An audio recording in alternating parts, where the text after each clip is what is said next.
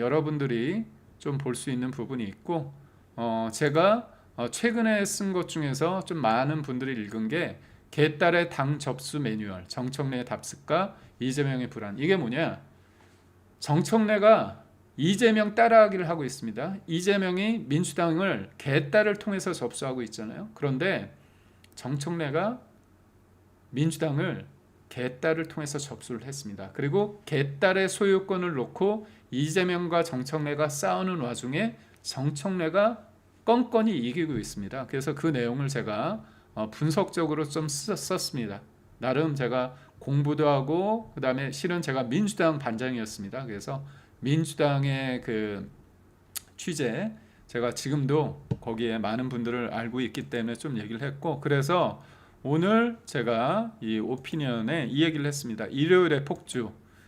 그러니까 주된 내용을 뭐냐면 이겁니다. 노란봉투법, 상법 강행하고 있죠. 뭐 토론이란 건 절대 없습니다. 그런데 이게 결국 뭐냐면 이 이재명이라는 사람이, 그리고 민주당이 하는 짓거리를 보면 기본적으로 가지는 그 생각이 있습니다.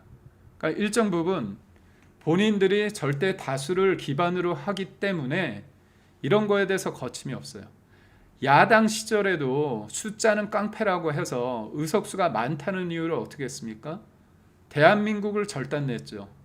윤석열 대통령이 거부권을 행사해서 그나마 유지됐던, 통과되지 않았던 법안이 뭡니까? 노란봉투법, 양곡관리법, 방송 3법. 이런 것들이 뭐냐?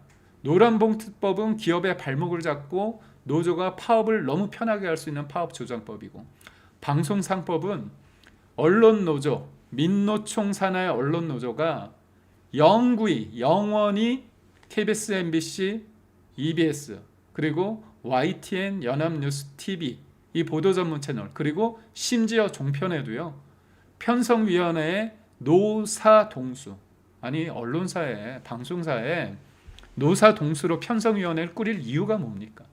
그만큼 본인들이 영원히 노영방송, 노조 방송을 만들고자 하는 행태입니다. 그래서 제가 볼 때 오늘 일요일인데 이 평온한 일요일에 폭주를 하는 겁니다. 폭주를 하는데 어떻게 합니까? 노란봉투법도 통과시키고 더 센 상법 개정안도 하는데, 이게 어떻게 하는 거냐? 이재명 정부가 지금 권력을 사유하고 있는 과정의 한 측면이다.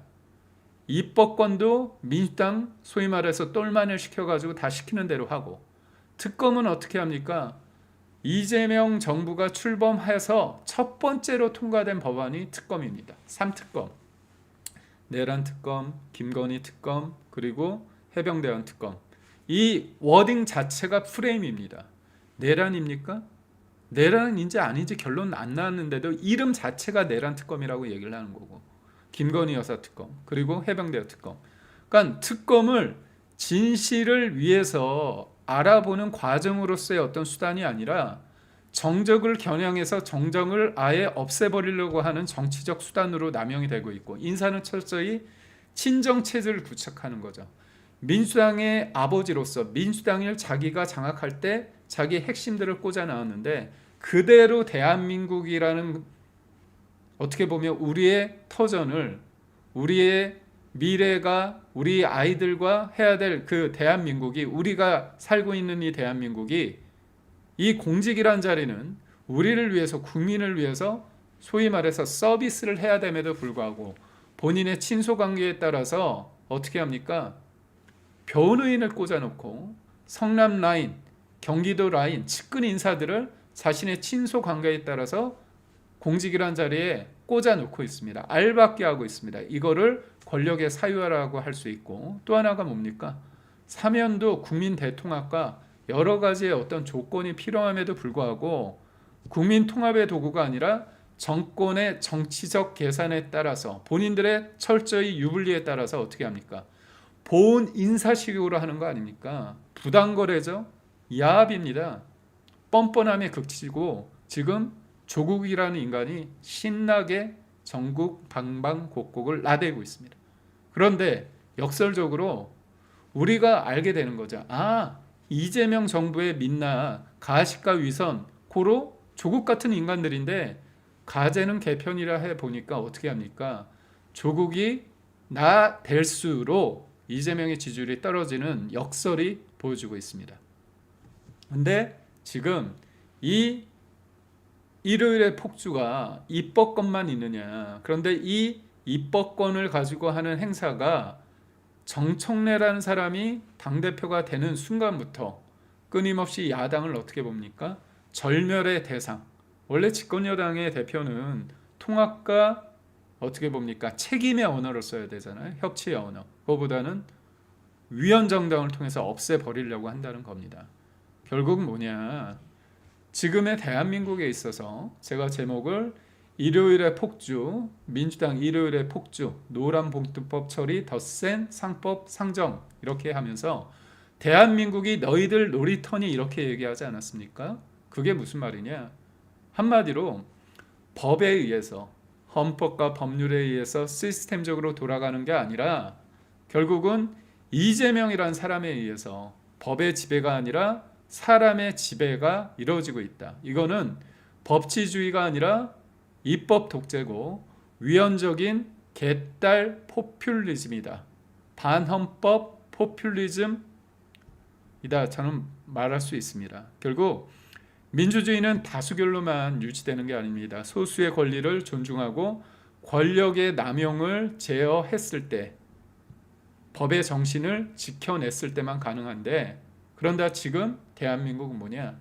법의 지배가 아니라 사람의 지배로 빠르게 추락하고 있다. 결국 이재명의 민주당의 놀이터가 되고 있다는 그런 작금의 상황에 대해서 제가 좀 비판을 해봅니다. 그래서 첫 번째 아이템 댓글도 소개해 드리면서 여러분 하는데 그러면 여기 요 첫 번째 아이템 끝났으니까 여러분 댓글도 좀 볼까요? 사람 기계 조선소 다녀봤다만 일하는 것보다 투쟁 준비가 더 힘들다. 아 그렇군요.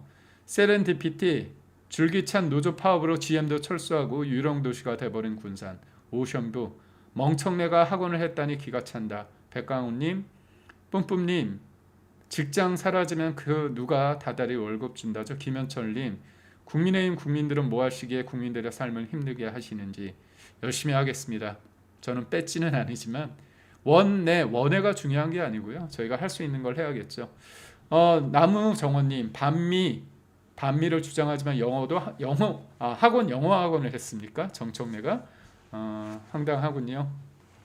앞으로 5년 동안 한국의 임금은 점차 감소하고 기업은 파산하고 수출은 증가하기는커녕 감소할 것이다. 오타니님 제좀 말살 신호탕을 쏘아 올렸다 이렇게 말씀을 하셨습니다. 뿜뿜님 전국민 배급받을 날이 다가오나 오 박사님 선관위부터 잡아야 된다 이런 말씀을 하셨습니다. 그래서 이렇게 첫 번째 아이템 끝나고 여러분이 이렇게 쭉 말씀해 주시니까 굉장히 저도 많은 것들을 알 수 있고 여기 보니까 꽃다지님 노란봉투법으로 뭐라고 써 있었죠? 직장 날아가 봐야 안다. 김은성님 기도하시는데 제목이 좌로 침몰한 나라를 구하기 그런 말씀을 해주셨습니다. EYBB님 외국 기업 다 내보내고 그 다음 짱꼴 회사 들어오게 해서 짱꼴 중국 회사나 보죠. 그러면 그때야 노란봉투법을 없앤다 그런 말씀이시죠. 고맙습니다. 그러니까 여러분들의 이런 핫한 내용 진짜 살아있는 여러분의 민심 소개해 드려서 저도 하는 맛이 납니다. 하는 맛이 나고요.